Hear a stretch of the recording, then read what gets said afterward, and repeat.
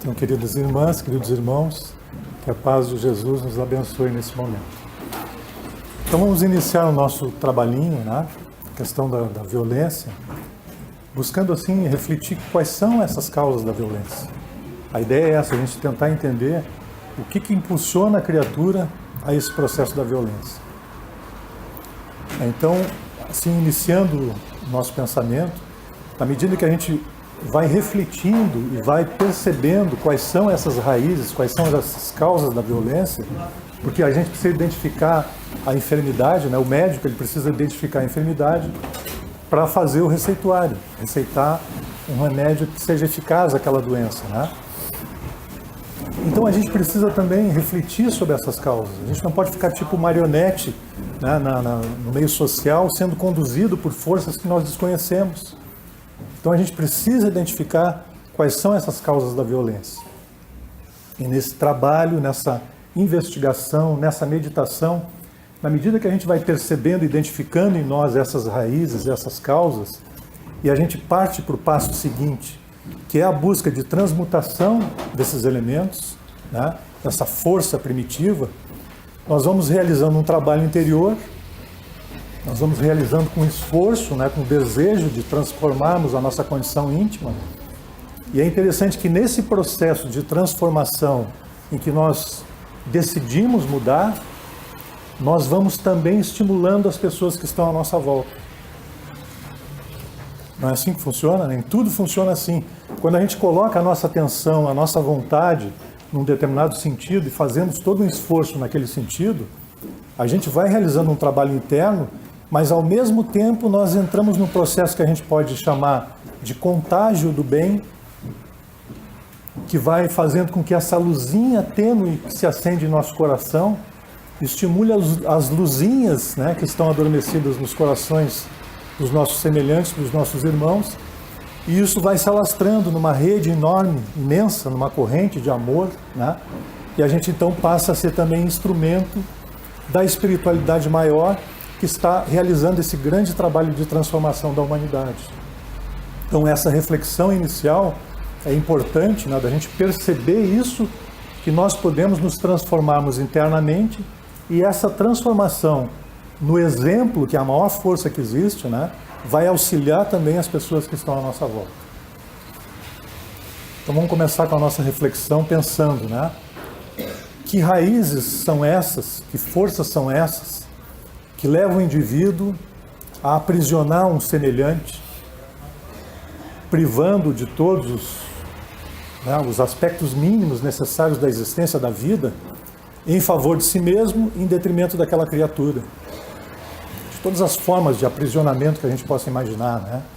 O que leva a pessoa aos crimes hediondos, o que leva hoje, é tão comum, né, a violência que se mostra no trânsito, que se mostra nos lares, nos relacionamentos. Quais são essas causas fundamentais que levam o indivíduo a essa condição? Por que ainda, né, durante tanto tempo a gente está vivendo na Terra, quantos milênios de civilização, e ainda predominam essas forças, predominam essas energias, fazendo com que o ser humano, a criatura, de alguma maneira submeta os seus semelhantes às suas questões internas, aos seus desejos pessoais. Que forças são essas? Que energias são essas? E o que a gente pode fazer para transformar isso tudo? Isso é uma reflexão fundamental, porque na medida que a gente vai percebendo, na medida que a gente vai ampliando o nosso entendimento, que nós vamos observando a nossa possibilidade de transformação, nós vamos iniciando esse processo de renovação interior. Talvez a gente possa imaginar num primeiro momento que a violência está reduzida ou está circunscrita a um determinado segmento social. E dentro do modelo que nós temos de humanidade, de sociedade, a gente pode imaginar, talvez apressadamente, que a violência está circunscrita àqueles que são os deserdados materiais. Aqueles que nasceram na favela, que nasceram nos guetos, nos locais onde não tem recurso material, não tem recurso para a educação, não tem recurso para todas as formas dignas da existência humana. A gente poderia, talvez, pensar num primeiro momento que a violência estaria restrita a esses segmentos sociais. Mas uma avaliação muito singela, assim, rápida, a gente vai ver que não é verdade. A violência está em todos os segmentos da sociedade. Se apresenta em todas as áreas, não é? Basta que a gente ligue a televisão, a mídia, os canais de entretenimento, e a gente vai ver que maciçamente a violência é o assunto preferido desses canais. Por que é o assunto preferido desses canais? Dos meios de comunicação, dos meios de entretenimento? Por que será isso? Isso é um sintoma importante da gente avaliar. É o assunto preferido porque talvez seja o nosso assunto preferido, né? De alguma maneira a gente tem uma ligação muito forte ainda com a violência. As nossas raízes estão muito próximas ainda dos instintos primitivos. E de alguma forma nós nos deleitamos, talvez inconscientemente, com esses assuntos. Isso toca o nosso coração, isso, né, de alguma forma massageia o nosso orgulho, o nosso egoísmo, de alguma maneira talvez. E a gente dá aso a que a mídia e os canais de entretenimento produzam esse tipo de material porque nós consumimos. E, consequentemente, dá um retorno financeiro significativo para a mídia, para os canais de entretenimento, né? Então, a mudança, a gente vai percebendo, ela nasce na intimidade do indivíduo. Na medida em que nós vamos nos tornando seres conscientes, que a gente vai saindo da consciência de sono e alcançando essa consciência desperta, nós vamos fazendo a diferença no meio social onde nos encontramos. É preciso essa reflexão em todos os sentidos. A gente hoje está refletindo sobre a questão da violência, mas em todas as áreas a gente precisa refletir para que não sejamos uma marionete na sociedade onde nos encontramos, sendo de alguma forma manipulados pelo sistema que vigora, né, pela mídia, etc., pelos interesses do modelo do mundo. E nós temos materiais para isso. Nós temos farto material que a doutrina espírita nos oferece, nesse sentido de refletirmos, pensarmos essas questões íntimas. Então a violência não está circunscrita a uma determinada faixa social. Ela é uma realidade em todos os setores da humanidade, da civilização. Então isso é significativo e a gente precisa buscar cada vez mais, né, nos aprofundarmos para perceber que causas são essas. Quais são essas raízes? E a gente vai ver no capítulo 11 do Evangelho segundo o Espiritismo, amar o próximo como a si mesmo. No item 8 tem um tema muito bonito, um texto muito lindo do Espírito Lázaro, que ele coloca de forma poética, né? Ele diz assim, que o amor resume a doutrina de Jesus toda inteira, visto que este é o sentimento por excelência.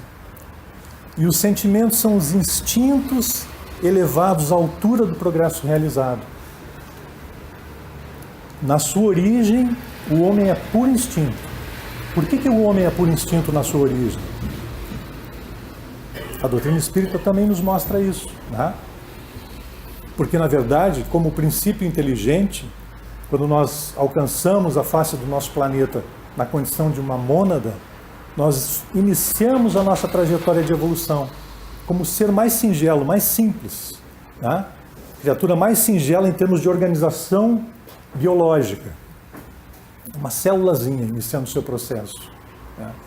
E a gente foi iniciando esse processo, experienciando o meio ambiente, né? Fomos sendo tocados pelos estímulos da natureza, e esse estímulo interno foi despertando potencialidades que estavam ali dentro de nós como princípios inteligentes, como sementinhas divinas que Deus colocou nas criaturas que Ele criou.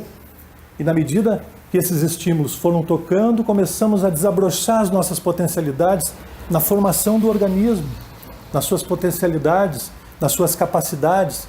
Então foram surgindo as diferentes espécies no nosso planeta, num crescendo, num processo, né, de avançar evolutivo, até que nós alcançamos as faixas inaugurais da razão na condição de seres humanos. Então, nessa condição de ser humano primitivo, nós somos puros instintos. Quando nós alcançamos essas faixas inaugurais da razão, algum tempo atrás, né, no processo evolutivo há algum tempo mesmo, nós éramos puro instinto. Então, que instintos predominam na criatura, ou predominavam nessa criatura que precisava dessas energias? Nós imaginamos, por exemplo, o instinto de sobrevivência. Então, olhando o outro como inimigo, né? O instinto de demarcação territorial. O animal demarca o seu território e todo aquele estranho que se adentra no seu território é um inimigo. E nós reagimos à presença desse inimigo. É uma característica do instinto, né? O ser, a criatura que se vê ameaçada, reage, porque não tem material ainda suficiente no campo da experiência, da inteligência, para agir racionalmente, para perceber o significado daquela ação do outro que nos está ameaçando de alguma forma, e a gente possa, com recursos da inteligência, da experiência, agir de forma adequada e não reagirmos instintivamente. E o Lázaro continua dizendo que avançado e corrompido, essa mesma criatura tem sensações. Sensações. E se nós olharmos a nossa sociedade, nós vamos ver que essas sensações predominam hoje na nossa civilização, nas criaturas. E o que são as sensações? É a inteligência do indivíduo que estende o gozo, o prazer dos instintos. O ser, a criatura inteligente, ainda nesse processo de avançado e corrompido, ele estende o prazer do instinto. Haja vista a questão sexual, a questão da alimentação, né? A humanidade se caracteriza muito por essa busca de sensação, dos prazeres, né? Os prazeres de se jogar de uma corda lá, como é que chama aquilo? Bug jump, exatamente. O cara se joga de uma... Né? Por que isso? Porque vai ter um choque de adrenalina, os brinquedos nos playgrounds, nessas Disneyland, etc, aqui em Santa Catarina. Né? Então são muitos os prazeres decorrentes desse tipo de sensação ou de elementos de esportes que nos levam a essa condição, porque nós estamos ainda nesse terreno, nesse campo das sensações. E o Lázaro continua dizendo que, instruído e depurado, essa criatura elevou os instintos à condição de sentimentos, cujo ponto delicado é o amor. Então vejam essa sequência evolutiva, né? Nós estamos entre, digamos, as sensações e os sentimentos elevados. Nós estamos nesse conflito. Somos atraídos ainda muito intensamente pelo convite das sensações, pela predominância dos instintos relativamente em nós, mas já nos deixamos atrair, de alguma forma, nos toca, né, esse apelo da espiritualidade superior para que desenvolvamos essas sementes divinas em nós e alcancemos essa condição de paz, de harmonia, de equilíbrio espiritual, né? Então já estamos sendo tocados de alguma forma e convidados, e já trazemos essa condição íntima daqueles que têm ouvidos de ouvir, olhos de ver, e em razão disso já começamos a nossa marcha, né, nos desprendendo dessas faixas primeiras em busca dessa condição espiritual elevada. Então é todo um trabalho individual e intransferível. Por vezes a gente gostaria, né, na nossa condição humana e apressada, que é uma característica da condição humana, é uma característica do modelo que vigora no mundo, de nós obtermos as coisas rapidamente, de nós, quando estamos com um processo de enfermidade, nós vamos em busca de um médico que faça uma cirurgia e retire aquela dificuldade, aquela dor que trazemos, né? Isso é muito característico da condição humana de nossos dias. Mas a doutrina espírita nos mostra que nós somos espíritos imortais e que essas dificuldades que nós defrontamos ao longo do caminho, elas têm uma origem.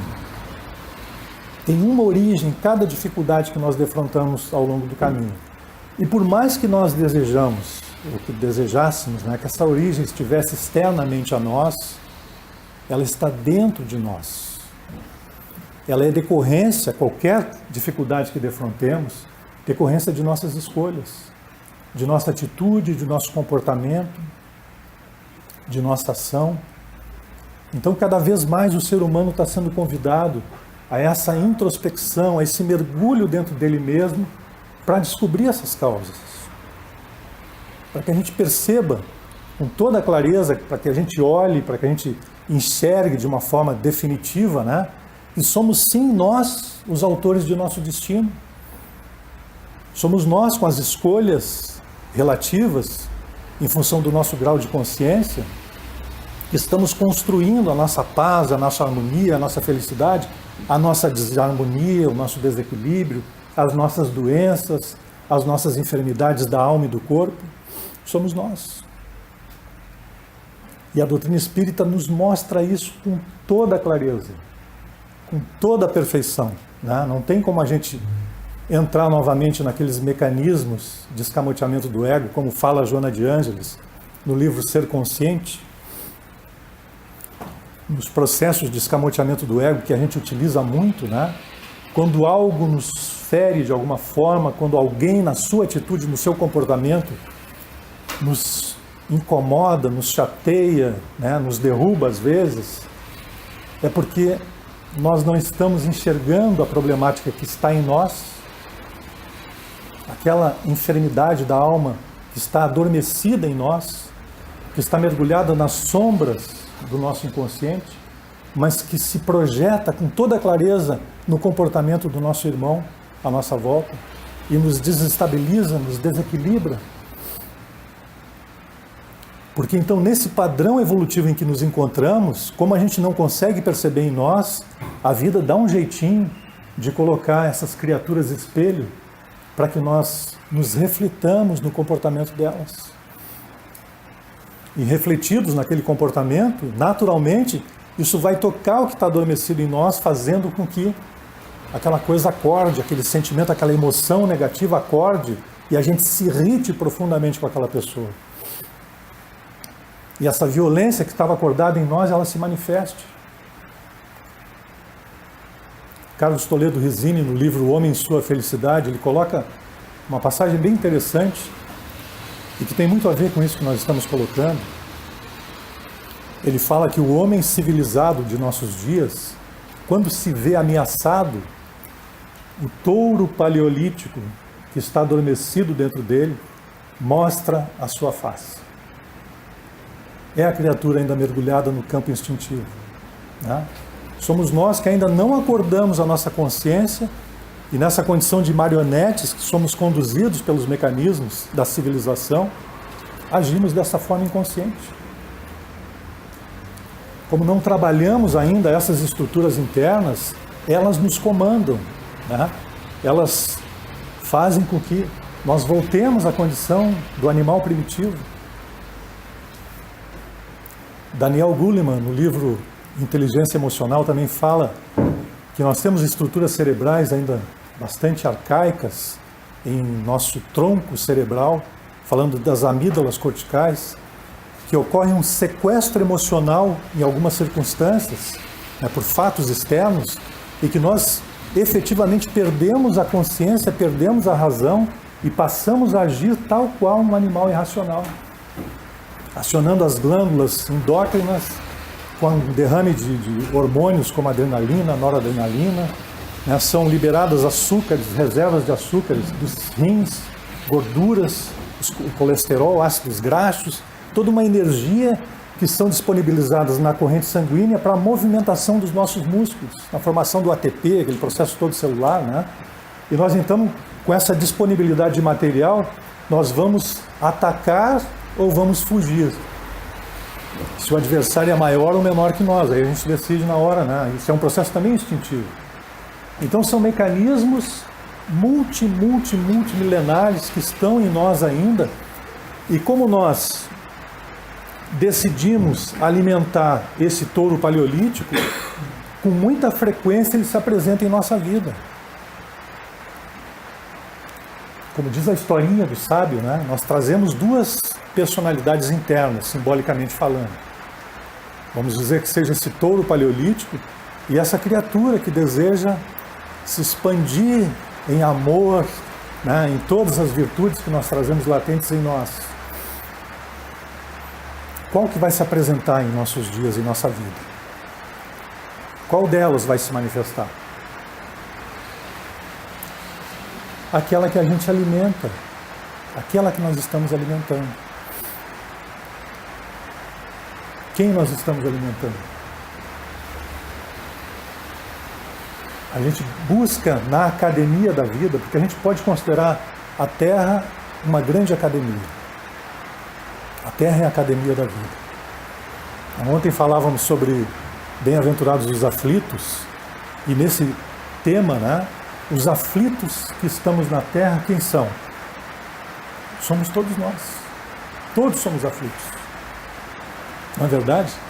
Porque a Terra, sendo um planeta de provas e expiação, os que aqui estamos somos aqueles que infringimos as leis divinas, todos nós.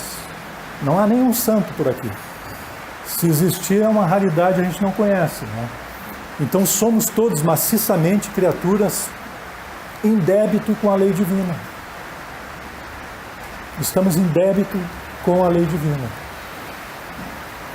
E quando nós reencarnamos, nós não reencarnamos sozinhos. Ninguém reencarna sozinho. A gente reencarna com um grupo de criaturas afins que corresponde ao nosso processo de evolução. Aqueles que são os nossos amores, os nossos entes queridos. Aqueles que nós magoamos, que nós ferimos, que nós prejudicamos e que estão ligados a nós por esses laços, né, do não perdão, das mágoas, dos rancores, dos ódios que nós construímos. Encarnados e desencarnados. Então, ao mergulharmos no nosso planeta nessa condição de criaturas ainda em débito com a lei divina, é natural que defrontemos muitas dificuldades, faz parte do processo. Faz parte do processo. Porque cada um de nós trazemos um planejamento espiritual. Os amigos espirituais, né, realizaram um imenso planejamento espiritual para cada um de nós, com a nossa participação, no mais das vezes, né? Então a gente se dispôs, nos dispusemos, nesta reencarnação, em todas as reencarnações, a cumprirmos esse planejamento. Quando a gente canaliza a nossa energia nessa direção, em busca de cumprirmos aquilo que a gente se dispôs a realizarmos aqui, nós estamos em sintonia com a lei divina. Nós então, o Emmanuel tem uma mensagem muito bonita nesse sentido, mesmo defrontando todas as lutas, todas as dificuldades, as enfermidades mais atrozes, se estivermos alinhados à lei de Deus, nós estamos em paz. Estaremos em paz em meio às lutas mais acerbas, porque em sintonia com a lei divina. E assim estaremos em sintonia com aquele comprometimento, com aquele planejamento espiritual que realizamos junto com os amigos do outro lado, né, para cumprirmos nessa existência. E vejam, se nós cumprirmos integralmente esse planejamento espiritual, nós sairemos da vida material, na condição, conforme nos ensina André Luiz, de completistas. Completamos aquela fase da nossa evolução. Como não ser aflitos bem-aventurados nessa condição? Como não ser, né? Aflitos somos todos nós. Os bem-aventurados são aqueles que estão realizando esse trabalho, buscando desenvolver essas potencialidades todas que estão em nós, desenvolvermos essas capacidades adormecidas em nós, na medida em que cumprimos aquele planejamento para a nossa existência. Porque todo processo de evolução mais significativo, ele tem que ter um planejamento. A gente vê isso em qualquer organização humana, né? Qualquer trabalho. Se não tem organização, as coisas não funcionam. Tem pessoas que se apavoram quando se fala em disciplina. Não, tem que ter liberdade, vamos liberar tudo é liberdade completa, absoluta, né? Vamos dar liberdade para os nossos filhos, que eles façam o que quiserem fazer, afinal de contas são espíritos já antigos no processo da evolução. Deixa eles fazerem e escolherem. Será que é assim mesmo, né? E o papel de pai, de mãe, né? Como fica? Nós temos um compromisso, assumimos um compromisso com a nossa família. Tem uma passagem do Evangelho que diz que se nós estivermos ligados a Deus, realizando o nosso trabalho, tu e tua família serão salvos, diz o Evangelho. Tu e tua família serão salvos. Né? Então nós estamos nesse sentido, na medida em que estamos cumprindo esse compromisso, estamos estreitando esses laços que nos unem à espiritualidade maior e vamos sendo amparados, nós e o barco de nossa família e das pessoas que estão à nossa volta.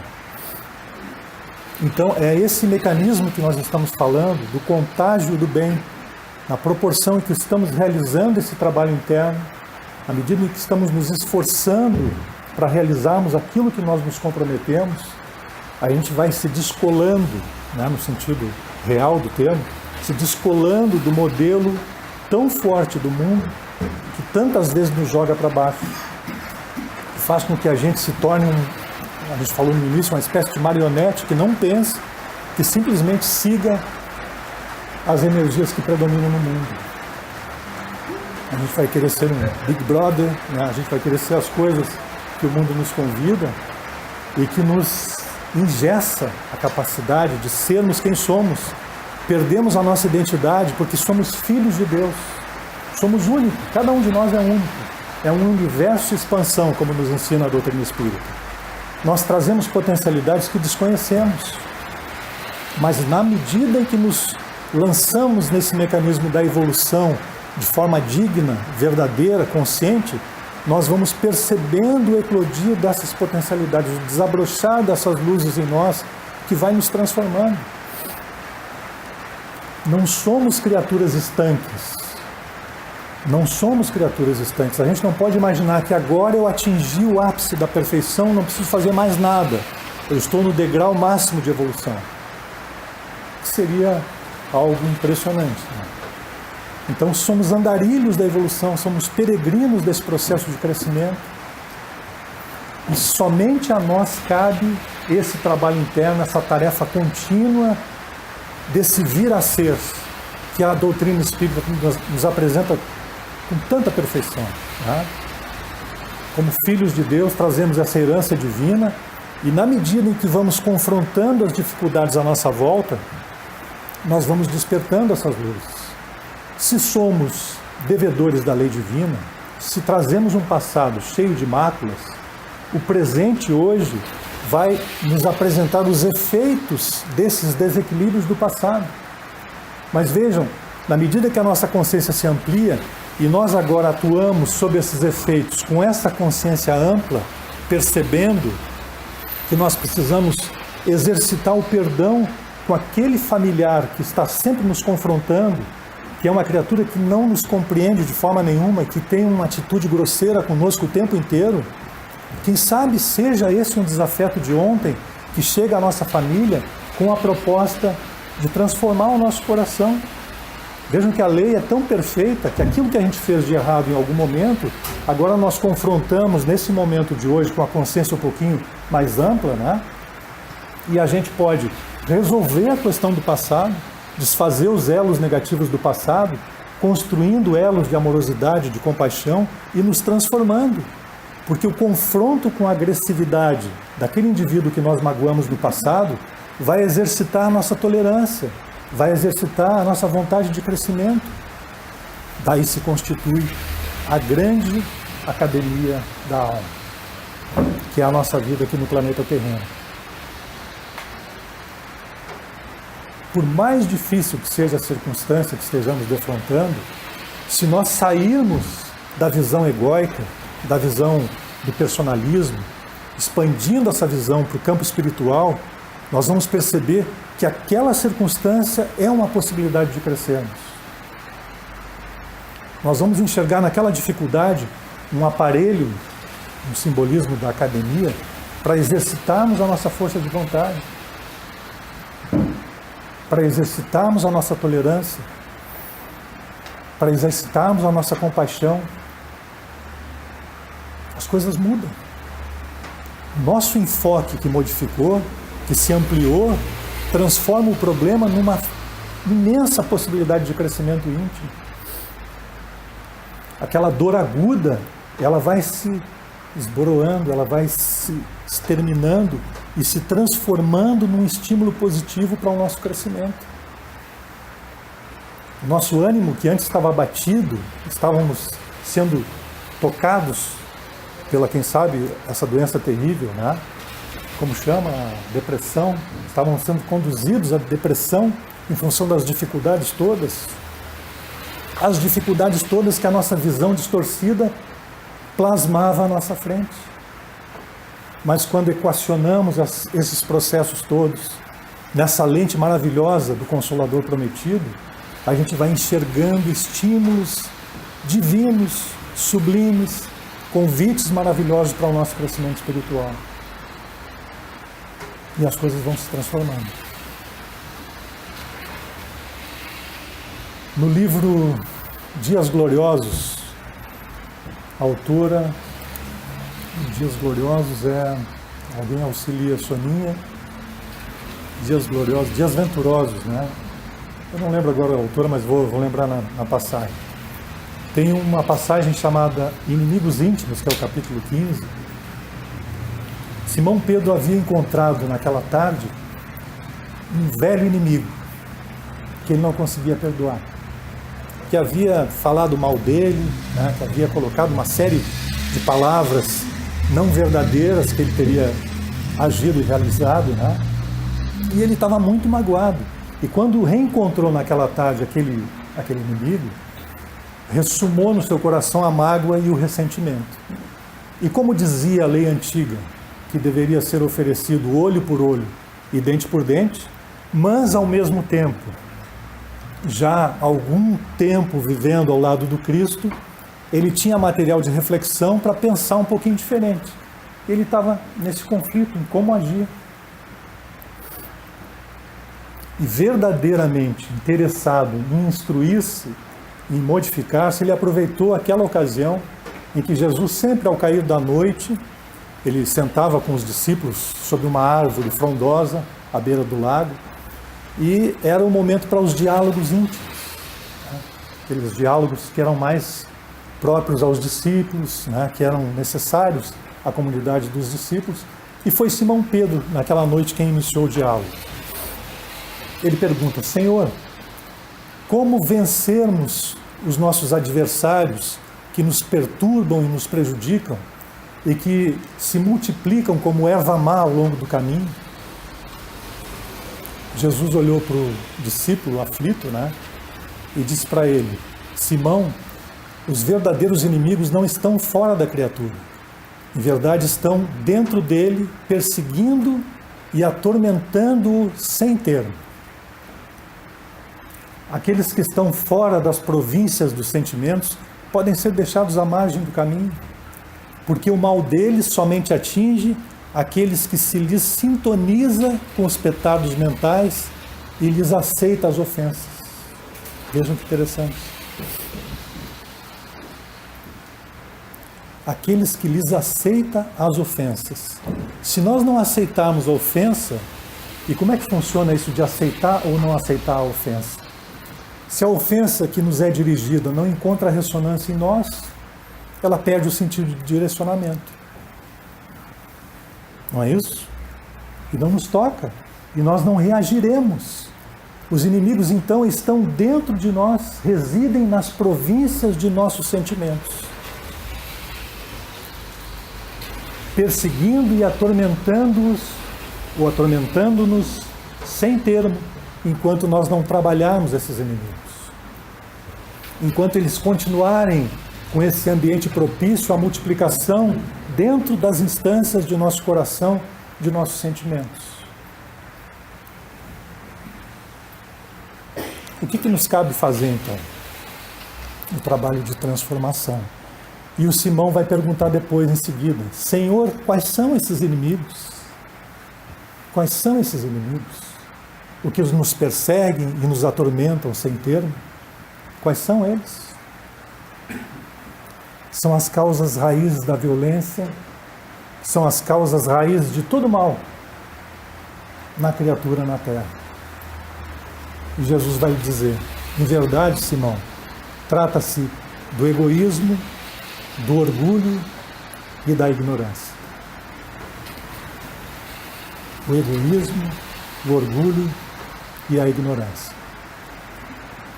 E nós, lendo a questão 913 do Livro dos Espíritos, onde está ou qual a causa raiz dos vícios, lembram? Questão 913, dos vícios, qual que se apresenta como radical? Os amigos espirituais respondem. Já o dissemos muitas vezes, o egoísmo.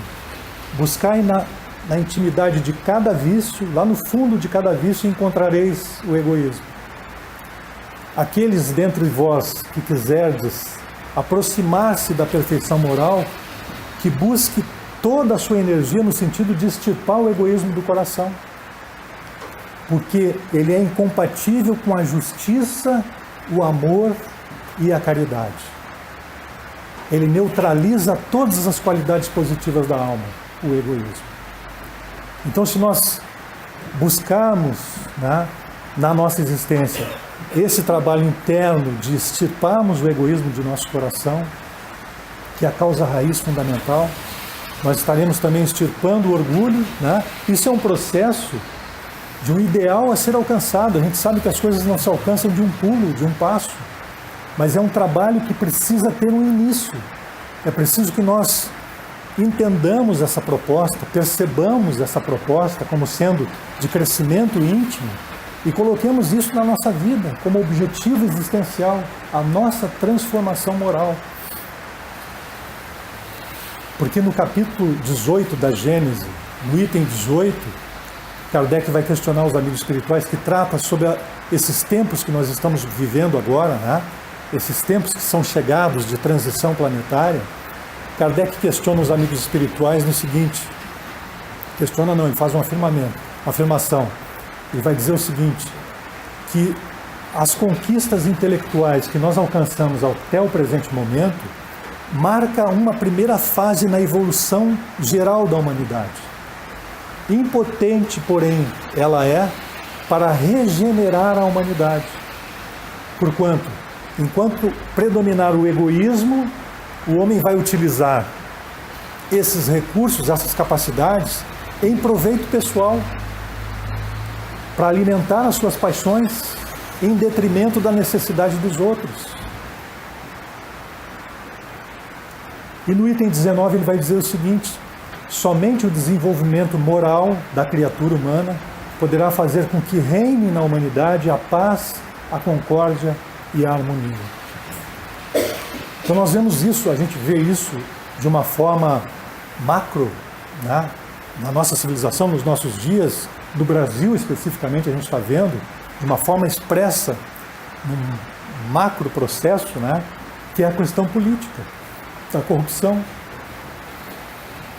Não é isso? A gente se impressiona, se apavora com as coisas que são veiculadas diariamente pela mídia. A gente está enxergando. Fora de nós estamos enxergando isso e ficamos impressionados com essas coisas que ocorrem. Mas elas estão dentro de nós também. Os pequenos deslizes, as corrupções nossas do dia a dia. Não é verdade? Tanto que um palestrante, que é um professor universitário, se eu não me engano, de Minas Gerais, Leandro Carnal, acho que é o nome dele, ele diz assim que não existe país com governo corrupto e povo honesto. Vejam que forte isso, Então nós trazemos esse processo interno, muitas vezes com a consciência adormecida, e só enxergamos quando está fora de nós. Não conseguimos enxergar em nós. E a vida está batendo na nossa porta. Batendo às vezes com a enfermidade, batendo com problema de desajuste familiar, batendo com problema às vezes de desemprego, para que a gente acorde. Para que a gente acorde a nossa consciência. para que a gente consiga perceber que somos sim, nós unicamente, os estruturadores da nossa realidade, os construtores do nosso destino, com as nossas escolhas. E se ao olharmos a vida a gente perceber que são tantas escolhas equivocadas que nos levaram a essa condição, que nós utilizemos agora de forma mais adequada essa capacidade de escolhedores e comecemos a escolher melhor o nosso pensamento, a nossa atitude, a nossa ação, a forma como nos relacionamos, porque a gente pode mudar a cada momento. Como nós nos condicionamos a determinados comportamentos, a determinadas atitudes, a gente... É aquela ideia do cavalo de viseira, né? Do leiteiro que ia naquele local, então larga o cavalinho e ele vai direto até lá.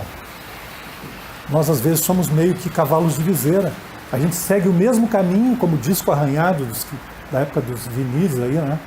O disco arranhado, ele sempre segue aquele mesmo trajeto, mas tem tantas opções, tantas possibilidades. Nós temos essas possibilidades. E quando nós abrimos o nosso coração e a nossa alma ao Evangelho de Jesus, que a gente começa a beber essa água viva que alimenta a nossa alma, que amplia a nossa consciência, essas escolhas são sublimes e maravilhosas. A gente tem a possibilidade, sim, de estarmos já aqui na Terra, construindo a nossa felicidade. Mas, considerando a nossa condição de espíritos infratores da lei, não tenhamos dúvida, vamos defrontar dificuldades ao longo do caminho. Mas com essa consciência, né, de que somos aprendizes e alunos e que estamos amparados pela espiritualidade maior, mesmo defrontando as dificuldades, nós estaremos com a paz no nosso coração, com equilíbrio em nossa alma e agradecendo a Deus cada circunstância, cada momento, cada problema que nós estamos defrontando. E é essa postura, é essa visão que se ajusta a essa lente divina, digamos assim, que vai nos trazendo a paz interior, que vai nos dando essa condição de aflitos bem-aventurados. Então nós agradecemos a atenção de todos, a gente tem uns 10 minutinhos ainda, se alguém tiver alguma perguntinha. Eu acho que a sequência é essa, né, de algumas perguntinhas, se alguém quiser fazer. Então ficamos à disposição e agradecemos a atenção de todos.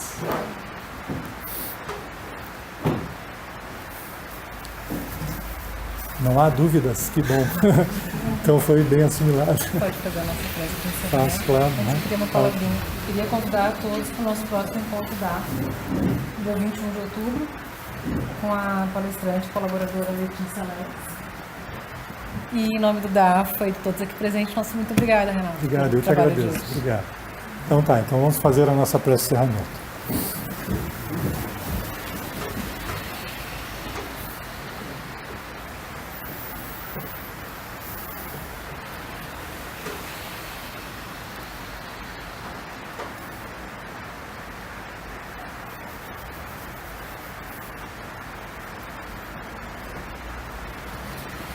Então, Mestre querido Jesus, a nossa imensa alegria, Senhor, por essa oportunidade que tivemos na tarde de hoje, de estarmos aqui reunidos em Teu nome, de podermos elevar os nossos pensamentos bem alto, Senhor, em Tua direção, alargando os horizontes de nossas consciências, dilatando essas províncias íntimas de nossos sentimentos, para bebermos, Mestre amado, dessas energias sublimes, Senhor, do Teu Evangelho, que há tanto tempo busca espaço em nossos corações, em nossas consciências, para esse caminho de autotransformação, Senhor, esse caminho único que fará com que o nosso planeta se encaminhe na condição de mundo de regeneração, onde a ignorância, onde o ódio, onde todo o mal, Senhor, possa ceder espaço a essas luzes da paz, do amor, da tolerância, da compreensão, onde possamos sentir a aproximação contínua dos Teus mensageiros do bem, e onde nos constituímos ou nos constituiremos, então, como canais livres, desobstruídos, para que essas luzes sublimes possam banhar todos os horizontes desse planeta, dessa escola abençoada, Senhor. Agradecendo, Mestre amado, nós te pedimos por todos os nossos irmãos em humanidade, pelos nossos entes queridos, aqueles que constituem o nosso núcleo familiar e a grande família humana, Senhor. Cada irmão possa receber em seu coração essas bênçãos e esse convite de autotransformação, porquanto somente desta forma, Senhor, é que estaremos caminhando de forma justa e célere para a construção desse reino de luz e de amor, cujos alicerces se iniciam em nosso coração. Muito obrigado, então, amigo querido, e que essa chuvinha que cai lá fora possa estar presente aqui, Senhor, na forma de chuva de pétalas, de flores, de energias benéficas, tocando o nosso coração, assim como o coração de todos os nossos irmãos, Senhor. Muito obrigado, amigo querido. Muito obrigado ao nosso querido irmão Bezerra de Menezes, a essa corrente de trabalhadores do plano maior. E agradecendo, desta forma nós pedimos a tua permissão e damos